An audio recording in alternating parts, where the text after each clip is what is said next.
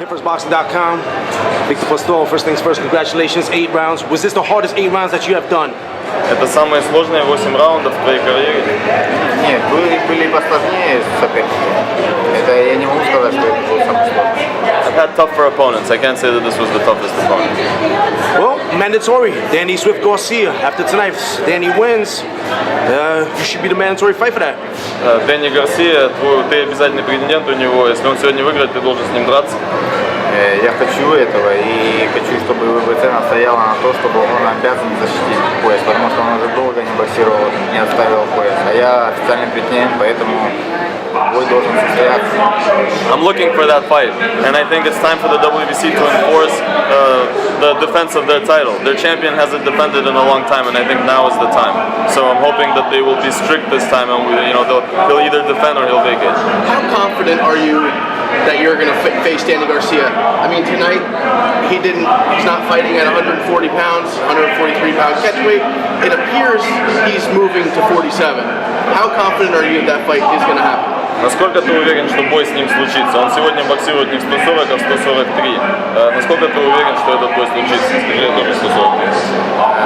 Насколько я знаю, просто это у них никакой не за пояс, просто бой, поэтому есть допуск. И я в 143 боксировал, и я надеюсь, что Гарсию, я буду болеть за Гарсию, хотя Питерсон тоже хороший боксер и хороший боец. Я буду болеть за Гарсию, чтобы он победил, и я с ним встретился наконец-то. They made this fight a non-title fight, so they made a 3-pound allowance. My fight wasn't a title fight. I fought at 143 also.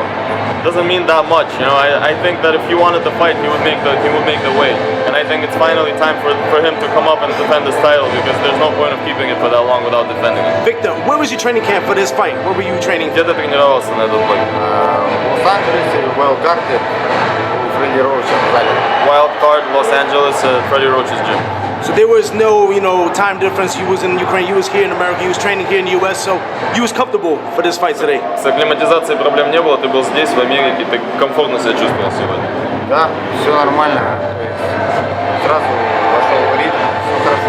Everything was great. I'm in the time zone, everything is fine. Why was it an 8-rounder, not a 10-rounder, when officially you seen it was supposed to be a 10-rounder? Он спрашивает, почему бой 8-раундовый, а не 10-раундовый? Ну так получилось, что 8 раундов, а я хотел бы 10, конечно, побоксировать. He says it's the way it happened, but actually during the fight, the commission came up to me and said that the fight is under contract an 8-rounder. But I have a contract from the opponent, I have a copy in my email that I opened that says 10. So the bottom line is, at the last moment in the commission contract they put 8. I don't know who made the mistake, but this was supposed to be a 10-round fight. And I told them, they're like, what are we going to do? I'm like, listen, if the guy doesn't want to fight 10, just make it 8. But Если бы было 10, скажи, if it was 10 rounds, I might have finished this fight by knockout. So if Garcia or Peterson are not available, what options are you looking at? Who's not available? I say if Garcia and Peterson aren't available, they both go up. Who are you looking at? What other options are you looking at? Если Гарсия и Питерсон оба уйдут на категорию выше, какие варианты ты рассматриваешь? Лукаса Матиса, он идет второй. Получается, я официальный претендент, а он идет вторым. Поэтому я хочу с Лукасом, если они поднимутся выше. If they go up, I want to fight Lucas Matisse. He's supposed to be the next one in line. I would have to fight him for the vacant belt. Just to throw it out there, you obviously have an affiliation with Provodnikov as well. Would the two of them ever be able to battle? Postol and Ruslan? Yeah. Ruslan's not even rated by the WBC. So, I don't... what's the reason, Anything can happen if it makes sense, and, this is about the sport, but I just don't see the reason right now. Victor, the big fight, May 2nd, Mayweather-Pacquiao. How you see the fight going down?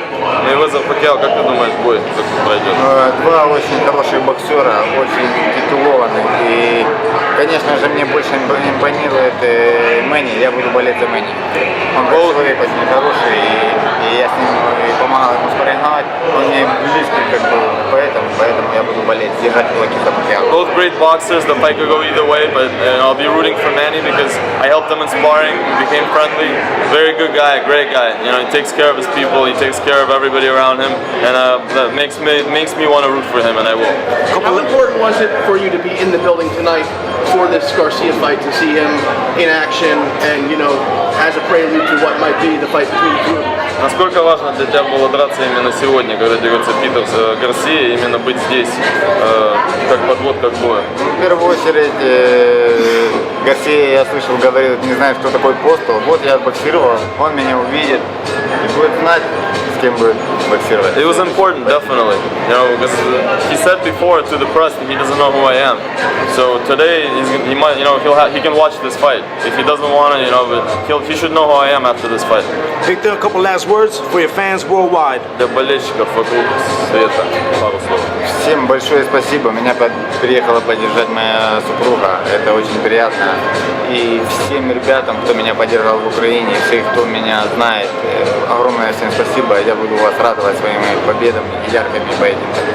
I want to say thank you to everybody who supports me around the world. My wife was here today. She came out from the Ukraine, and that makes me very happy. I want to say thank you to all the you know, the fans in the Ukraine and all over the world for supporting me. I'll be making you guys happy with wins going from here. Спасибо огромное команде, кто мной поработала. Victor, Thank you to my team as well. How are you and guys like Vladimir Klitschko able to concentrate with all the things going on with Ukraine right now? There's been reports of NATO through the French government that there's possibly being an invasion.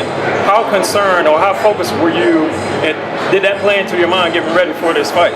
Тяжело ли тебе, и другим ребятам с Украины, как Владимиру Кличко, готовиться, когда на Украине происходит то, что происходит? Там недавно заявили о том, что, возможно, НАТО там зайдет в страну и так далее. То есть влияет ли на твою подготовку это? Не, на мою подготовку это не влияет. Я занят своей работой, я полностью отдаюсь. Я, конечно же, переживаю за родных, за Украину, что там происходит, но стараюсь об этом не думать, потому что я занимаюсь своим делом.